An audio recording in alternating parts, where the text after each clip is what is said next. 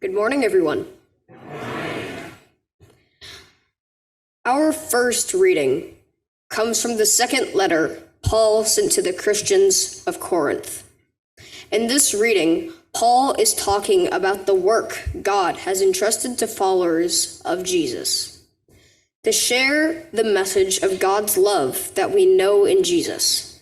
Here is what he says. If there is anything hidden about our message, it is hidden only to someone who is lost. The God who rules the world has blinded the minds of unbelievers. They cannot see the light, which is the good news about our glorious Christ, who shows what God is like.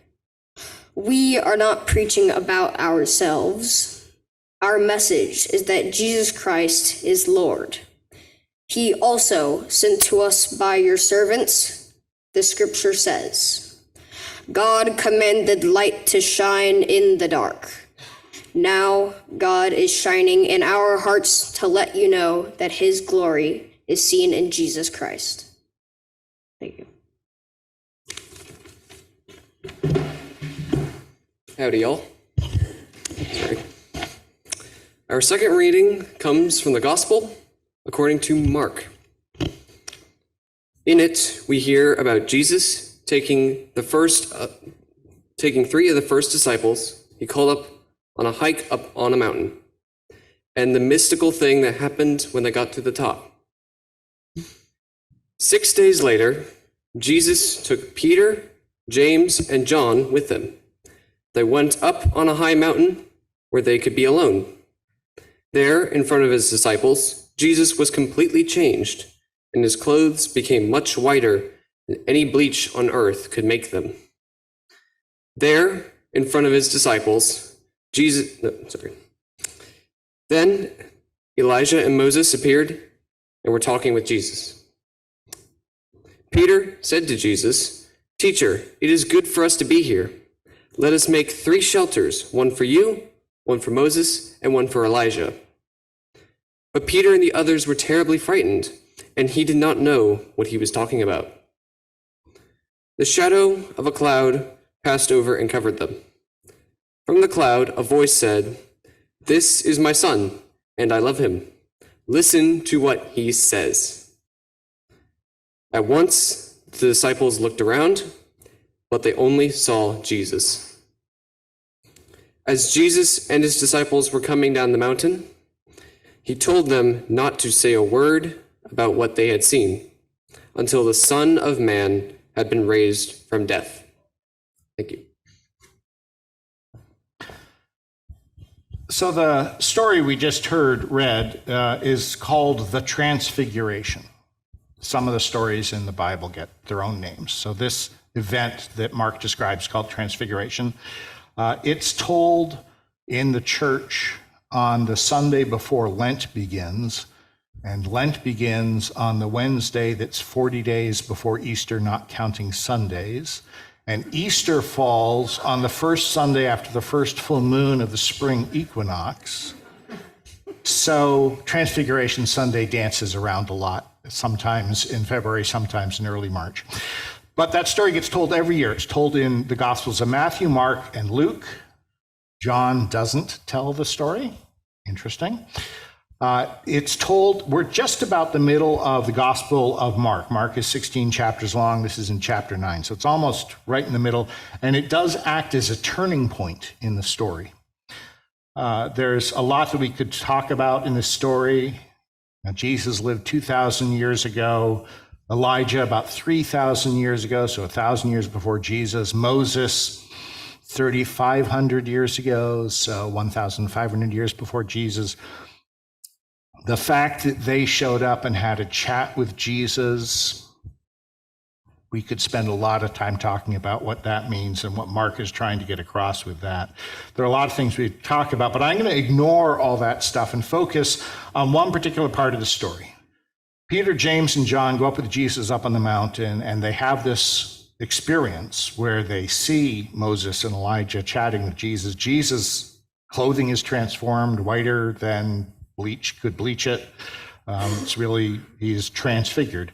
in that sense.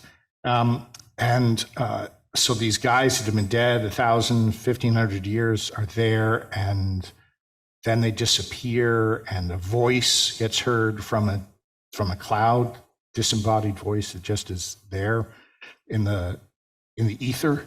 And Peter, James, and John are terribly frightened, is the word that was used in the scripture, the translation we heard today. Terrified is used sometimes to describe it. Maybe freaked out is an understatement.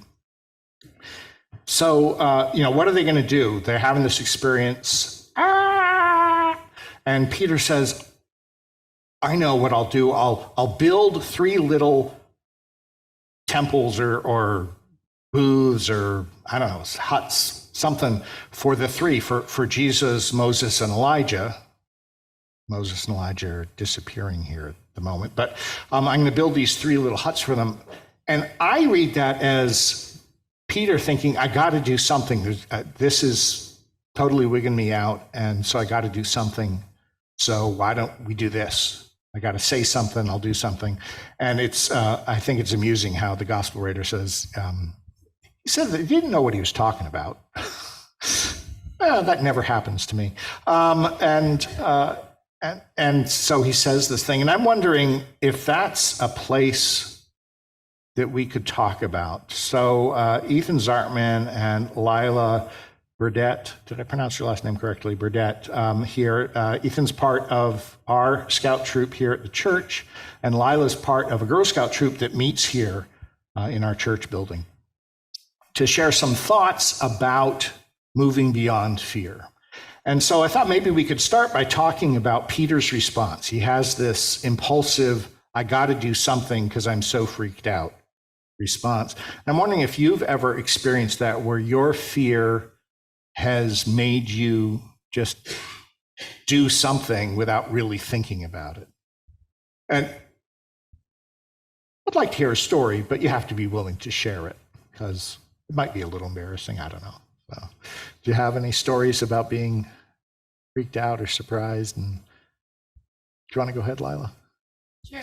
So one time I went to Great America with some of my friends from school, and I hated roller coasters. I was super scared of them, and I wouldn't go on any of them. But last minute, they convinced me to go on Drop Tower with them, and I was like, oh, okay, why not?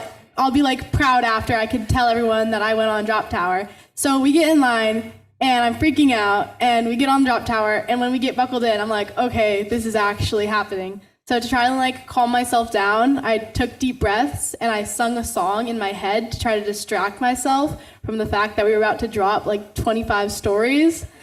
And then once we got to the top, it was a really beautiful view. You could see the whole city, the whole park, so I focused on that instead of how high we were.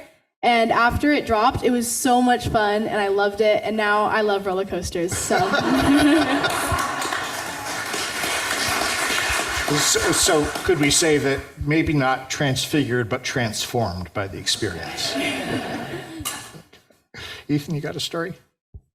Yes. So recently I moved schools, or maybe not recently, but so a couple years ago, when I moved to Fort Bragg, I had to change schools to a new one where, I didn't know anyone.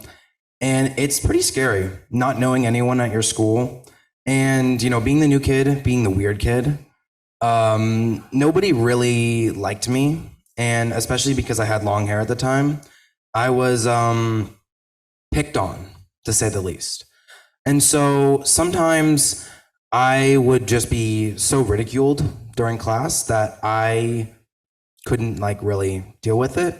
And honestly, it was mostly fear because there were a lot of kids bigger than me. I mean, now I'm probably the biggest kid, but back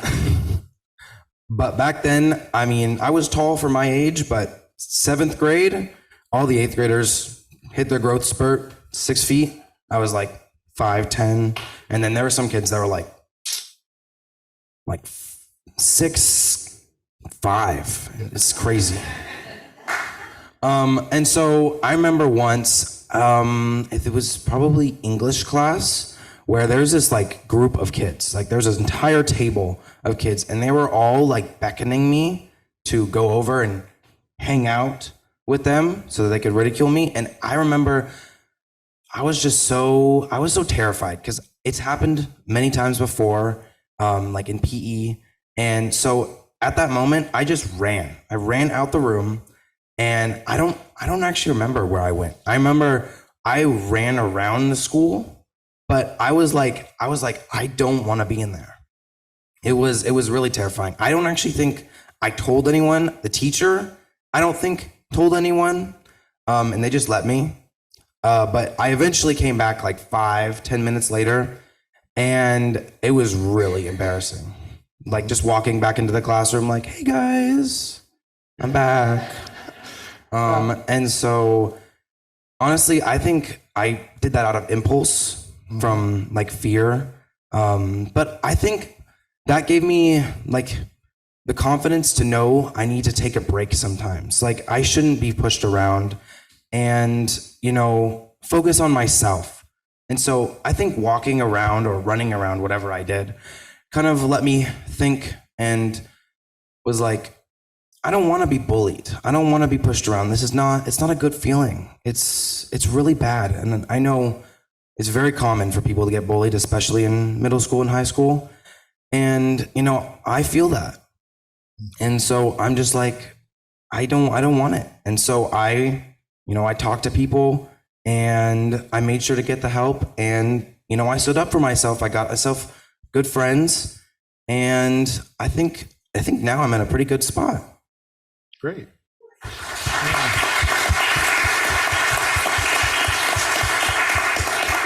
Your story makes me wonder if Peter felt embarrassed afterwards. That they talk about Jesus and Peter, James, John going down the mountain afterwards, and Jesus is talking to them.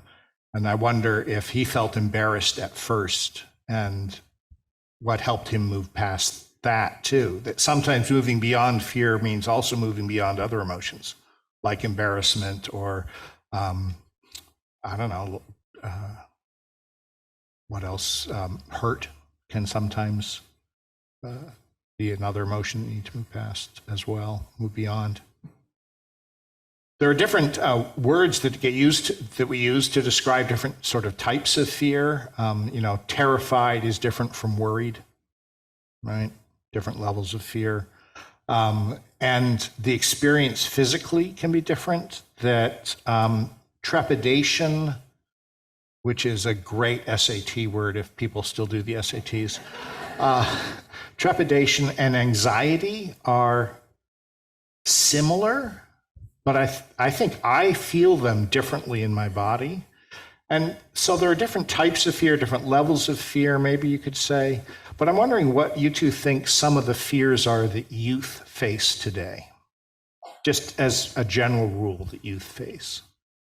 So some of the thing that youth faces today could be stress from school, like transferring to a new school, giving speeches and presentations, sports, tournaments. And fortunately, we don't have any wars going on in America, but around the globe, many countries are at war, and that must be really terrifying.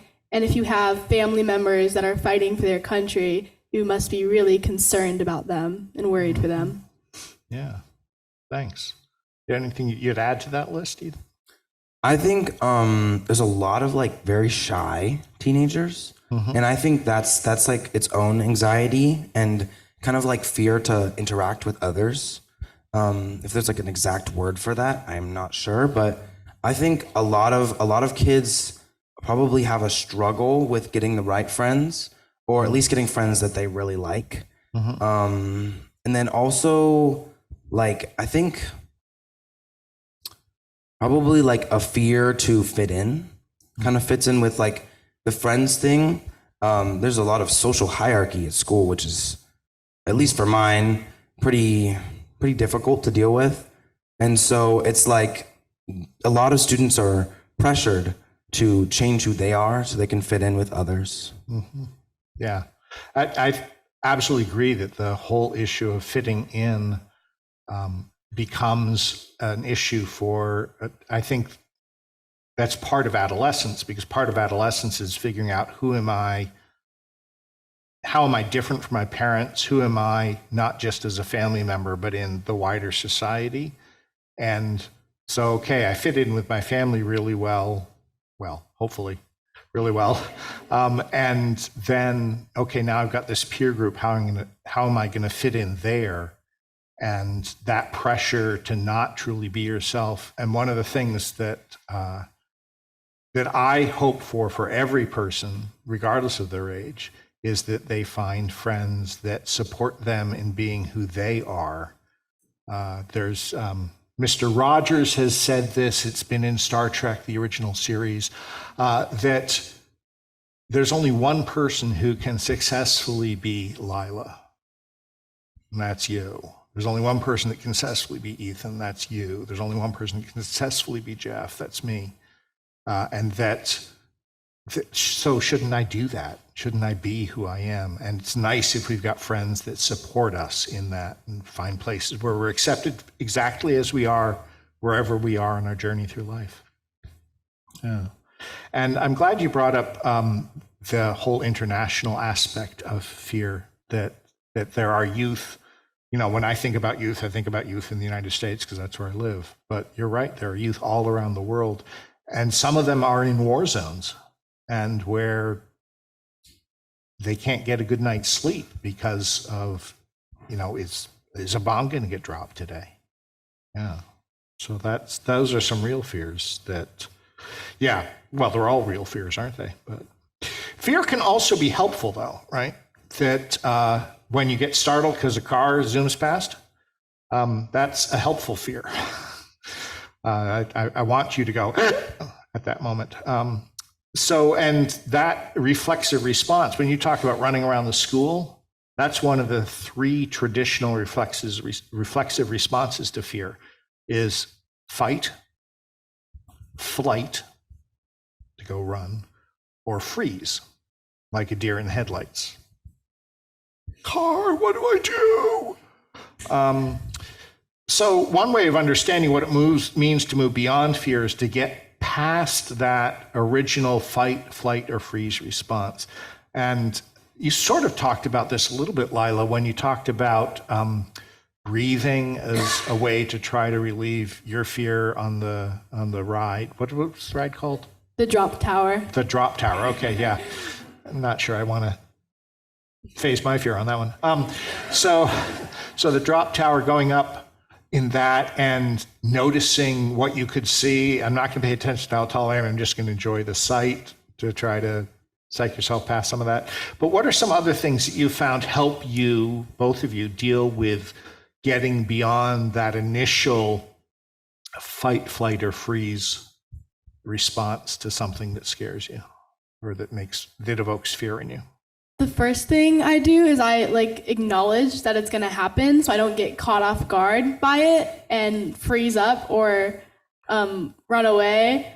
After I acknowledge that it's actually going to happen, I like to take deep breaths and I fidget or focus on something outside of in the room so I don't think about it too much and overthink what I'm about to do. Mm-hmm. Okay. I remember the first time I went to a Boy Scout summer camp. I was not happy. I was very homesick and I was scared to be alone because in my tent, you usually share with another person. I was completely alone.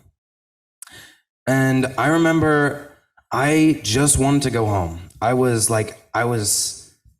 never really been completely alone without any family. I mean, I had a lot of friends, a lot of other Boy Scouts around me, but I felt really isolated at that moment. And I remember at the time I had a notebook and in there I drew how I was feeling. And I think that made a place to put my feelings instead of having them pent up. I think it really helped me get through it. And so I think, writing down your feelings, drawing your feelings, expressing your feelings somewhere physically really helps. Mm-hmm. That's great. So those are mostly internal resources for dealing with fear, right? The breathing, the drawing, those are sort of resources that you have inside yourself. What are external resources that you have for dealing with fear? Friends. Friends. If you have them to back you up, if you have friends hanging around, it's always easier to stand up to your fear when you do it with others. You, I agree with that. yeah. How about family? Do you find that family can help you deal with fears? Absolutely. Yeah. Yeah, I mean, out in the battlefield of school, I am usually with my friends, but having my mom work for the school, it's always nice, to know that she's not too far away. Mm-hmm. Yeah. And then another thing that I find I will turn to as an outside resource is my faith community. So being part of a church, having colleagues that are also pastors to process stuff that is causing fear. And I've also noticed in me that sometimes fear doesn't walk by itself, that there are other emotions that walk with it. The embarrassment that maybe Peter felt, the hurt that I might feel, that there are other emotions that I may feel with that. So courage or bravery is sometimes described as feeling a fear and taking a risk anyway. Feel the fear, but do it anyway. Taking the risk, feeling the fear and doing it anyway. What are some of the ways that scouting in particular has helped you be brave or courageous? One way that Girl Scouts helps me learn to be brave and courageous is through Girl Scout camps. Once you're in 6th grade and up, you can plan and lead camps for younger Girl Scouts. And you're standing up, leading songs, leading stations, leading games in front of 150 girls and parents. And that can be a little bit intimidating at first, but the more you do it, you become more comfortable. And also you learn to fix problems on the spot. When you're leading a station and something goes wrong, you have to figure out how to solve it. And then also through cookie sales, which start today. Hint.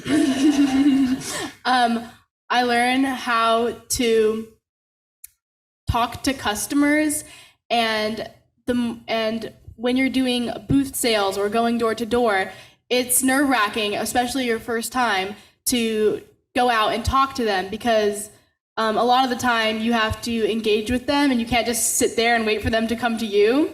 So that teaches me to be brave, and I was kind of scared of that at first, but I've overcome that fear the more I've done it. How about you, Ethan? I think in Boy Scouts there is a lot of hiking, physical, as well as camping, and I think with that comes the danger of nature. And I think a way that helps me overcome that fear is there's a lot of planning. And I think, being prepared, I think that's really helpful. Pretty much knowing in advance, like what she said earlier, knowing that fear is going to be present helps you face it easier. Mm-hmm. And so, when we go on hikes, we always plan a route, and we make sure to avoid, dangers and, crossing rivers safely if we need to. Mm-hmm. Yeah. And so developing skills, making plans, doing it anyway, and then doing it again, and then it's easier, and do it again, and it's easier. All those things add up to help. That's cool. One of the things I was thinking about, I'm sure you've had an experience where you've been somewhere. Well, you sort of talked about it being on top of the drop tower, that looking out and seeing the whole city was sort of a moment of wow. You've probably had other experiences of that deep sense of wow. Some call that awe. And so I'm just thinking about that experience for Peter, James, and John that Mark describes, being up on the mountain and the transfiguration of Jesus and the presence of Moses and Elijah, whatever that meant to them, that caused them to be afraid. Once they moved beyond that fear, did they step into awe? Could they find not just the freakiness of the situation, but the amazement of the situation. And I'm wondering if either of you have stories about when you made it beyond the fear and have experienced awe. I have a story when me and my troop went on a ropes course, and there was this bench that was really high in the trees, and you have to climb up a bunch of stuff to get there, and it swings back and forth, so it's really hard to climb onto. It's really nerve-wracking, but once you made it up there, you're like 100 feet in the air. It was beautiful. You had the whole forest. It was just so cool, and it was really nice weather too, so it was really fun. I'm not usually scared of airplanes, but I remember once it was just such a rocky takeoff. I had a lot of anxiety of what could happen, and I'm one to overthink things sometimes. Okay. And so worst case scenario, we're gonna crash. Plane is going to explode. And so I remember. It didn't. No, it did not. Gee, I noticed that because you're here. Yes. So how was that moment of fear in the airplane with it shaking really badly as you're taking off? How did that move from fear into something that was awesome? Well, after all of that, I think eventually it calmed down. We were in the sky. I was like, okay, I got to deal with this now. And I remember I looked out the window, and if you've ever been on an airplane, there are some beautiful sights that you can see. And I remember just seeing like majestic clouds all over. I don't even think it was fully cloudy, but I think it was just enough that you could see like the light of the clouds just all around. And I think at that time I was, very scared because I would have thought we crashed by now. But I remember looking out and just seeing that, and I remember a calm, and then also an awe as well, just seeing how high we've gone, and I'm still alive. And so just seeing that beautiful sight, really it was relaxing as well as like almost inspiring to see all of the beautiful scenery after such a scary start. Beautiful. Thanks. Would you join me in thanking Ethan and Lilah for sharing today?